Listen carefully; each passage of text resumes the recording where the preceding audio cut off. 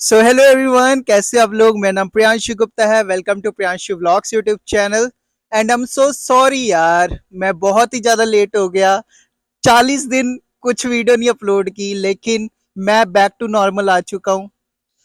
देखो, लाइफ में कई बार दिक्कतें आती हैं, आपको भी पता है। बहुत सारी दिक्कतें आएंगी जिंदगी में। आप लड़खड़ाओगे, बहुत सारी प्रॉब्लम्स आएंगी। मुझे भी बहुत सारी आई है। और आपको पता है, एक पते की बात बताऊं, मुझे अगले महीने, आपको पता है, अगले महीने मुझे पूरे 6 साल हो जाएंगे कनाडा में।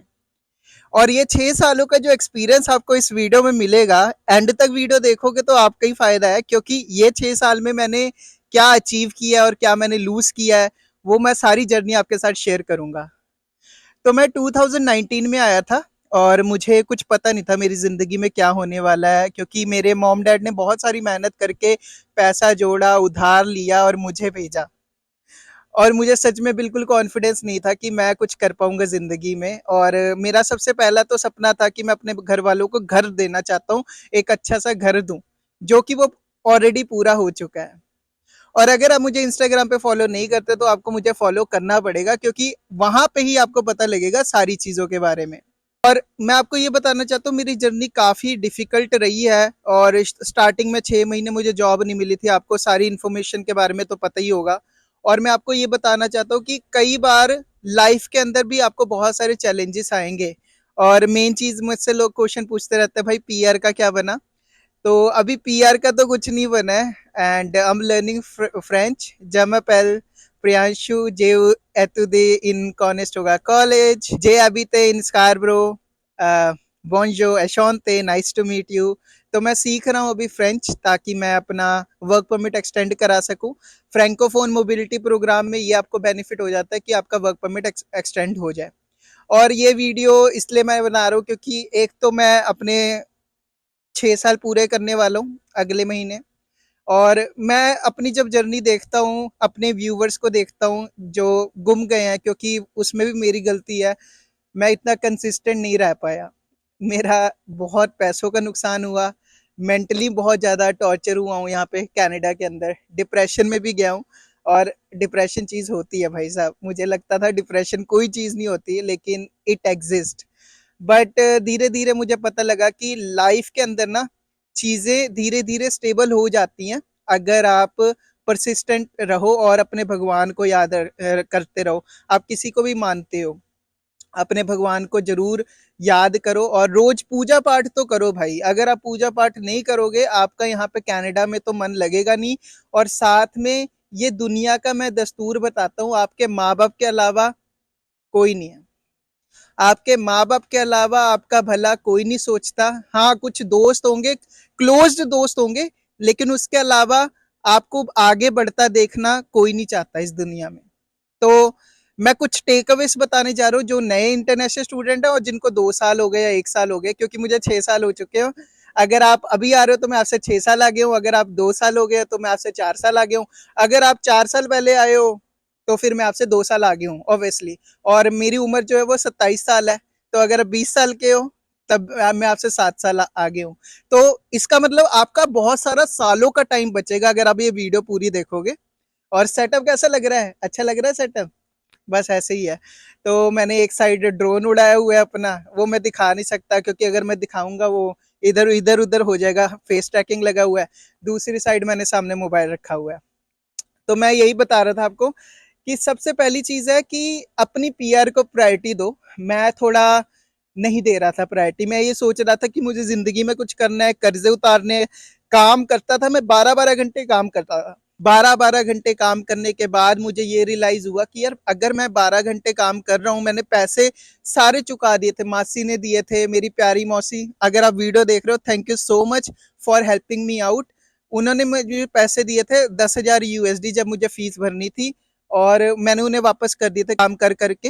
तो पहली ये चीज मैं आपको बताऊंगा कि take time for your PR, analyse करो कि पीआर को प्रायोरिटी दो। सबसे पहले जब आप कनाडा में पहला पैर रखते हो या रख चुके हो, PR should be your first priority. ये नहीं कि जब आप वर्क परमिट पे आओगे फिर आप एजेंट के यहाँ धक्के खाओगे, उनसे पूछोगे कि यार मुझे ये बताओ कौन सी स्ट्रीम अच्छी रहेगी मेरे लिए। नो, जैसे ही आप स्टडी परमिट पे आते हो, आपका स्टडी परमिट खत्म होने वाला होता है, आपका वर्क परमिट में ट्रांजिशन होता है, तो आपकी ये ड्यूटी बनती है 100% की आपको क्या करना है, आपको उसी टाइम पे ये डिसाइड करना है कि कौन सा प्रोग्राम, कौन सा पाथवे मुझे फॉलो करना है, कौन से पीआर की स्टडी के बाद मैं कौन सी जॉब करूंगा।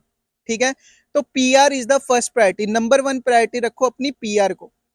ठीक है, क्योंकि मैं भुगत रहा हूँ आपके सामने, 6 साल हो गए कनाडा में, मैं पीआर नहीं हूँ, लेकिन वो स्ट्रेस तो है, बट मुझे आधा स्ट्रेस मेरा इसलिए हट गया क्योंकि कोई कर्जा नहीं है हमारे ऊपर, राइट। अगर कर्जा होता और ऊपर से पीआर नहीं होती तो काफी मुश्किल हो जाता, लेकिन अगर मुझे इंडिया वापस जाना पड़े मैं जा सकता हूँ, क्योंकि मेरे माँ बाप मुझे एक्सेप्ट कर लेंगे, क्योंकि मैंने अपने माँ बाप के लिए बहुत कुछ किया है और उन्होंने भी मेरे लिए बहुत कुछ किया है, वो मेरी फीलिंग्स को समझेंगे।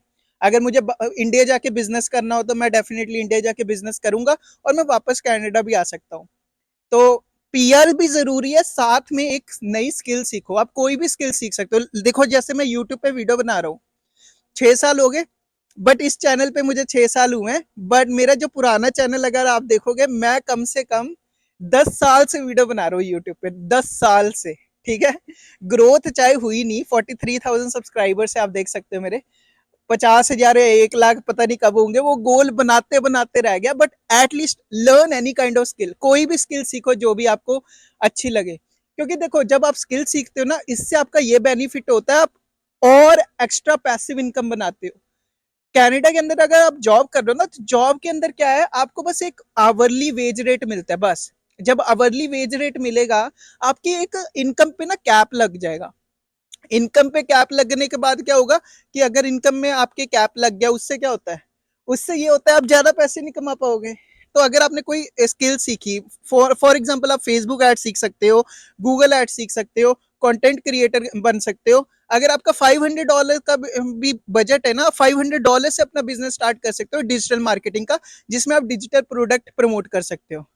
तो मैंने जो घर गिफ्ट किया है वो ऐसे नहीं कि जॉब करके किया है, मैंने जो घर गिफ्ट किया है वो अपने बिजनेस, ऑनलाइन बिजनेस से मैंने स्टार्ट किया था। बहुत मल्टीपल बिजनेसेस में मैं फेल हुआ हूँ, आप भी होगे। इसका मतलब ये नहीं कि आप गिव अप कर दोगे। ये हमेशा ध्यान रखना कि जो भी आप बिजनेसेस स्टार्ट कर रहे हो, उस बिजनेसेस के अंदर आप फेल होगे। और ये चीज ना सोचना कि बिजनेस बहुत इजी है, बिजनेस में पहले काम करना पड़ता है, सैलरी बाद में आती है। बिजनेस की जो सैलरी आएगी वो तो अगर आप महीना में जितना कमाते हो वो 10 दिन में आ जाएगी, लेकिन उसके लिए आपको काम करना पड़ेगा। तो पहला पीआर हो गया, दूसरा हो गया एडिशनल स्किल, तीसरा है start investing your money man. Start investing your money, no matter what, आप चाहे $1,000 कमा रहे हो, चाहे $1,000 कमा रहे हो, इन्वेस्ट 10%। अगर आपको पता नहीं, मैंने फ्री प्लेलिस्ट बनाई है स्टॉक्स के कोर्स की, फ्री कोर्स बनाया था, और मेरी जो पोर्टफोलियो वैल्यू थी ना वो 60 लाख रुपए तक पहुंच गई थी, 60 लाख रुपए तक। और मैंने अपने पैसे गवा दिए, वो मैं अभी बताऊंगा आने वाले टाइम में, थोड़े 5-10 मिनट में। तो अपनी इन्वेस्टिंग जर्नी स्टार्ट करो। इन्वेस्टिंग जर्नी से क्या होगा कि आपकी जो मनी है ना वो अकाउंट में पड़े पड़े वेस्ट नहीं होगी, वो धीरे धीरे ग्रो होती रहेगी। जब वो धीरे धीरे ग्रो होती रहेगी, आप नोटिस करोगे कि आपकी जो पोर्टफोलियो की वैल्यू है वो भी ग्रो हो रही है, साथ में अगर आपकी इनकम भी ग्रो हो रही है, आपकी जो आदत है, मेंटल साइकोलॉजी ऑफ इन्वेस्टिंग है, वो बढ़ रही है। कई लोग बताओ क्या करते हैं, कहते भाई फीस भरनी है फिर हम इन्वेस्टिंग कर लेंगे। भाई वो इन्वेस्टिंग चाहे $5 करो आप, आपका जो माइंड सेट होना चाहिए वो इन्वेस्टमेंट वाला माइंड सेट होना चाहिए, और वो टाइम लगता है उस चीज में। तो मैं यही सजेस्ट करूंगा, इन्वेस्टिंग करना स्टार्ट करो। और नेक्स्ट मैं बताता हूँ, क्विक रिच स्कीम के पीछे मत भागो। इस दुनिया में आपको कोई क्विक रिच स्कीम नहीं मिलने वाली, आप चाहे जितना मर्जी टाइम लगा लो, इस दुनिया में क्विक रिच स्कीम है ही नहीं। बताऊं क्यों? क्योंकि जो भी आपको क्विक रिच स्कीम मिलेगी ना, उसमें आप डेफिनेटली फंसोगे ही फंसोगे। रीजन क्या है? रीजन ये है क्योंकि इस दुनिया में क्विक रिच स्कीम नाम की कोई चीज है नहीं। कोई भी चीज, कोई भी बंदा अगर अमीर बना है, वो मेहनत से बना है। और अगर वो कोई लॉटरी जीता है, या कौन बनेगा करोड़पति में भी कई लोग जीते हैं, है ना, जीते होंगे, आपने देखा होगा। तो कई लोग अगर जीते हैं तो वो लोग एक राह पे, एक पोजीशन पे आ जाते हैं। रीजन क्या होता है? रीजन यही है क्योंकि वो लोगों का जो माइंड सेट है, जो माइंड सेट का लेवल है, वो उस लेवल को मैच नहीं कर पाते।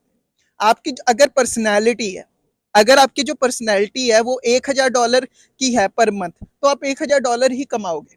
अगर आपकी पर्सनैलिटी है कि $10,000 पर मंथ कमाना है, आपकी उतनी नॉलेज है, उतनी पर्सनैलिटी है, आप $10,000 महीना कमाओगे। इंसान अपनी औकात के अकॉर्डिंग ही पैसा कमाता है। थोड़ा रूड लगेगा, आई एम सो सॉरी।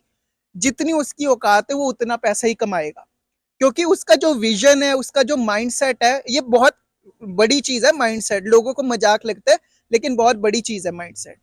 तो मैं यही सजेस्ट करूंगा, quick scheme like casino, trading, इन चीजों में बिल्कुल ना फंसना। मैं पहले बता रहा हूं, मेरा लाखों डॉलर का नुकसान हुआ है, करोड़ों रुपए का नुकसान हुआ है, करोड़ों रुपए का। ठीक है। अब आप कहोगे भाई ये 1 करोड़ रुपए इतना आपने गवाया कैसे? आपने कमाया भी तो होगा। मैंने हाँ कमाया था ऑनलाइन बिजनेस से, बट मैंने वो गवा दिया अपनी बेवकूफी की वजह से। और मैं आप लोगों को इसलिए बता रहा हूँ, डिप्रेशन में जाने का रीजन भी यही था। एक तो पीआर नहीं है, ऊपर से मेरा फाइनेंशियल लॉस हो रहा है, और भी कई चीजें चल रही थी दिमाग में। आप लोगों को लगेगा कि मेरी लाइफ बहुत स्मूथ चल रही है, बट मेरी लाइफ स्मूथ नहीं चल रही। मुझे उसे स्मूथ बनाना है। अगर मैं गिव अप कर गया, आप लोगों का क्या होगा? मेरा जो काम है वो आपको गाइड करना है। अभी ठंड है, ठंड लग रही है, लेकिन मैं वीडियो इसलिए बना रहा हूँ क्योंकि मैं चाहता हूँ कि I should motivate you guys. मुझे आप लोगों को मोटिवेट करना है कि आप कुछ बनो जिंदगी में।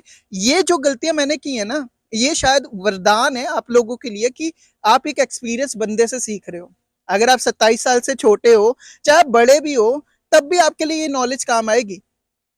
देखो, अगर आप 30 साल से बड़े हो या 25 साल से बड़े हो, प्लीज कमेंट करके जरूर बताना कि जो मैंने बातें बताई क्या वो सही है या गलत है। ठीक है। मेरी पर्सनल लाइफ में बहुत सारी चीजें चल रही हैं, और मैं अब प्रॉमिस नहीं करूंगा कि मैं कंसिस्टेंटली वीडियो बनाऊं, बट मैं ये प्रॉमिस करता हूँ कि क्वालिटी वीडियोस लेके आऊंगा। पूरा डीप रिसर्च करूंगा। और हाँ, कॉन्ग्रेचुलेशन, एलएमआई के पॉइंट खत्म हो गए। और वो एलएमआई के पॉइंट खत्म होने का बेनिफिट ये है, आपको सीधा सीधा ये बेनिफिट है एलएमआई के पॉइंट खत्म होने का, कि सीआरएस स्कोर डाउन चले जाएंगे। और मेरा सेल्फिप का रिजल्ट भी आया है, अच्छा नहीं आया, लेकिन मैं बताऊंगा अगली वीडियो में। ठीक है। उसके लिए 500 लाइक का गोल रखते हैं, और 50 कमेंट तो कर दो अगर आप देख रहे हो। ठीक है। ठंड लग रही है। मैं बाकी की वीडियो डेफिनेटली अगली वीडियो में कवर करूंगा, बाकी के टॉपिक्स, जब मुझे 6 साल हो जाएंगे। मुझे शायद 5 अप्रैल को हो जाएंगे 6 साल। तो मैंने सोचा आपसे थोड़ा एक्सपीरियंस शेयर कर लूँ आपके साथ। ठीक है। सो आई लव यू ऑल, अपना ख्याल रखना। अच्छा लगा आप लोगों से बात करके। 40 दिन कैसे बीत गए यूट्यूब के बिना पता नहीं लगा। So I am back. Thank you so much, अपना ख्याल रखना। Bye bye, take care.